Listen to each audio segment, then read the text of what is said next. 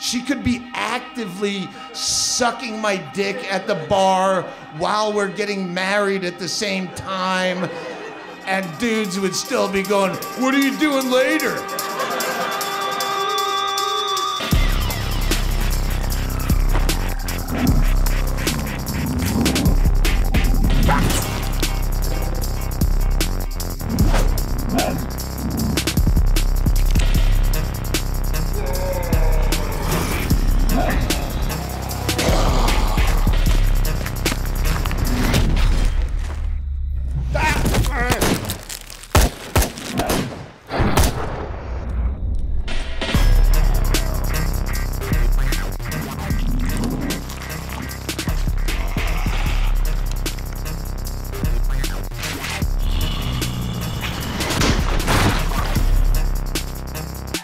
Ladies and gentlemen, I'm so excited to bring him up. Finally doing my show. From the host of the Doug Stanhope podcast, Mr. Doug Stanhope! The story is about relationships, and I'm pretending to read it out of my book that just came out called Digging Up Mother, a love story. Forward by Johnny Depp.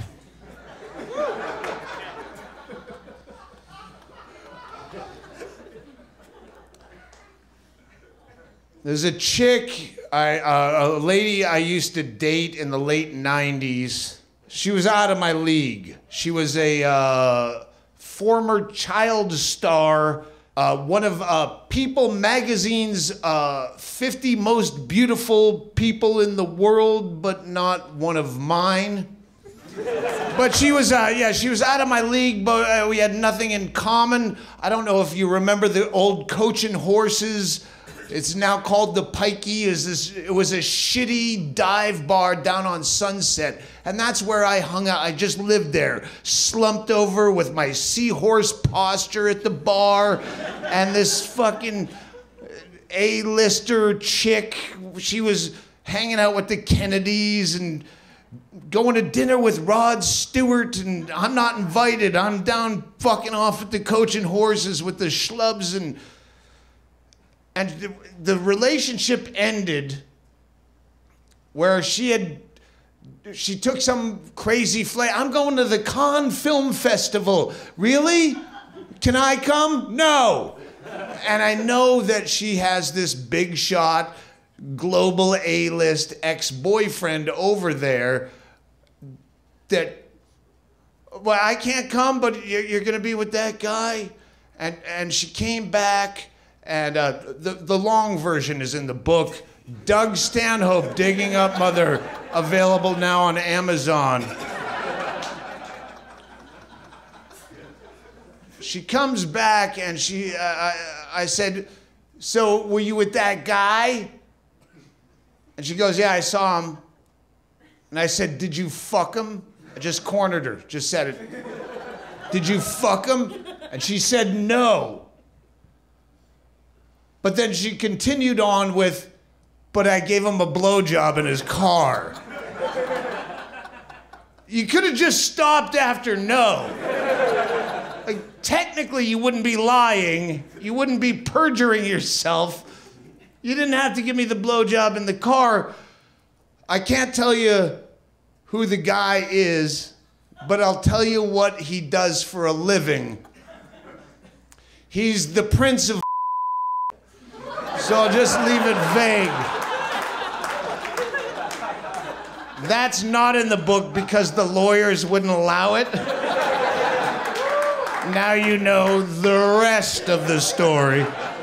So I go out on you get dumped like that and you want to get revenge pussy. Like, I'm gonna go drop my dick into any vacant hole in town. Fuck, but all my sewer grade options were, they don't tally up with the fucking Prince of You're gonna fuck a Denny's waitress? No. So there used to, I don't know if it still exists, there was a club called The Union down on Sunset, and they did comedy. So I went down, I had a show scheduled. I show up for an 8 o'clock show, but they're late. They haven't unlocked the doors. So there's a group of people. I can put this book down now, right, probably? The book, Digging. You get it, you get it.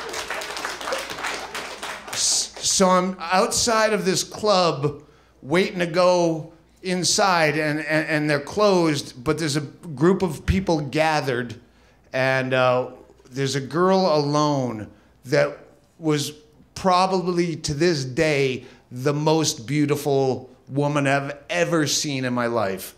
People magazine wasn't there. They don't. And she asked me for a cigarette, which triples the attraction. Like a girl that hot that's not trying.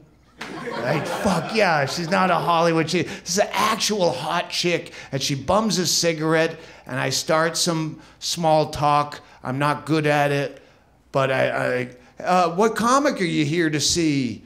Hoping she doesn't say the wrong name, because the last thing that you want to hear is a fucking hot girl say she's here to see a shitty comic. That would just break your heart. So we have a repertoire. We're talking, and we carry this inside the bar when they open it, and we sit down, and she's drinking whiskey straight and matching me or better. For every beer I drank, she's a whiskey or two ahead of me, and this is perfect. And I didn't tell her that I was a comedian or that I was doing the show. We're just sitting there getting hammered and drinking, and I just waited till they announced my name, and then just, hey, I'll be back in 10 minutes. Just hold my seat. And I go up, and I fucking destroyed. I just, hey, hang on. And then I go up, I destroyed. It was like the scene from Anchorman where he plays the jazz flute. And I just, and I fucking crushed. It was the best kill move. Came off stage, sat back down at the bar beside her like nothing happened. So anyway, where were we? I'm not fucking smooth, but if I can't close this deal, I don't deserve the paper. So we're shit-faced. I bring her down to the Coach and Horses, which she loves, unlike the girl that dumped me. Yeah, she's fucking all about dive bars, and I introduce her to all my friends there, and quickly, because I don't want them to steal her. And we spend the night together, and at my apartment, I wake up to a non-committal but nice note with a phone number. And rebound pussy, sometimes you cling to that with 10 times the zeal of the relationship you're recovering from, just for fear of an empty bed. I need you back. And it turns out she was living 3 blocks behind the Coach and Horses, and she became a regular at my bar with everybody hitting on her. And I have no claim to that. Like, I fucked her once, and she's like, yeah, fucked you, nice to, here's a note, fucked you, that was fun.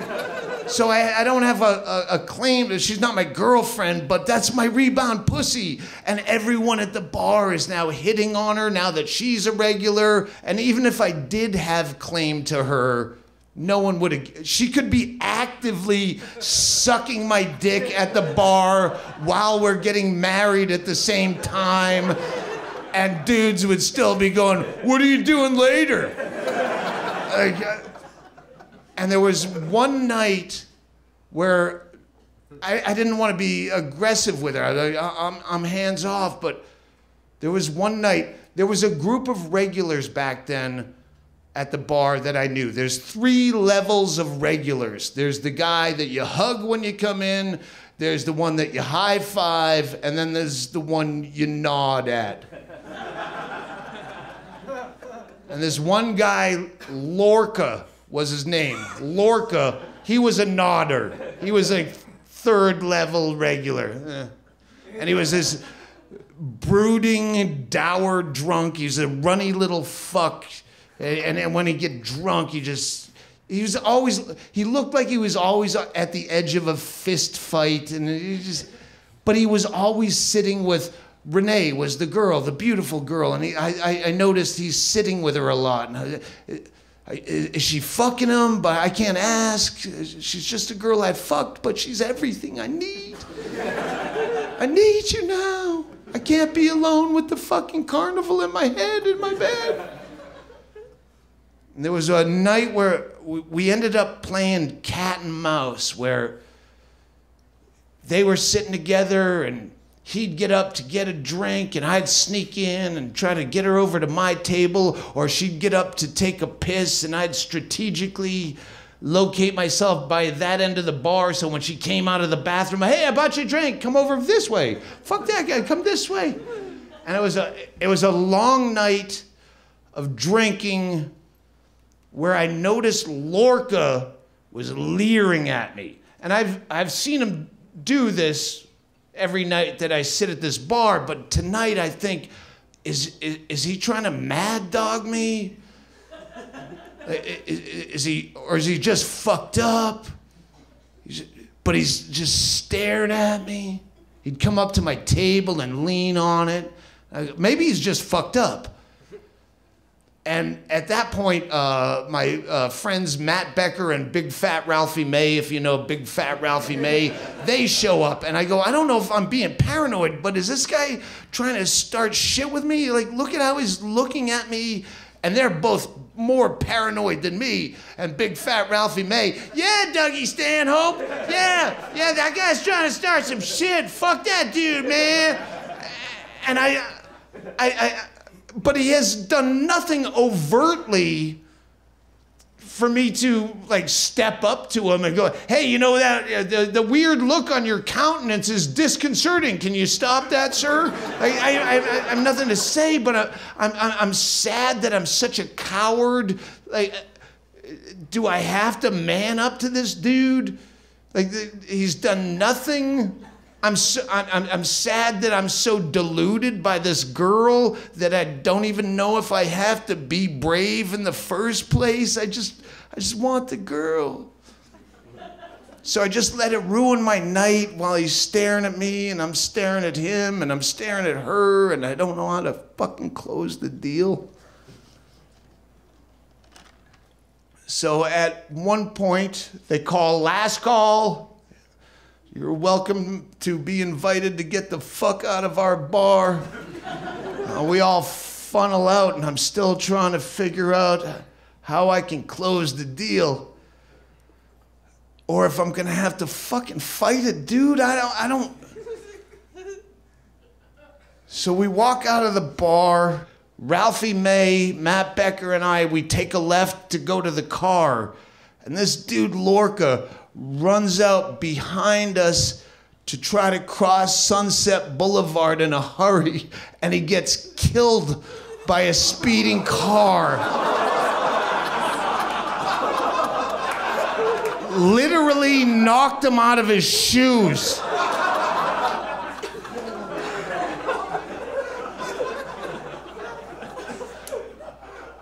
I didn't expect the story to end like that either. Thanks.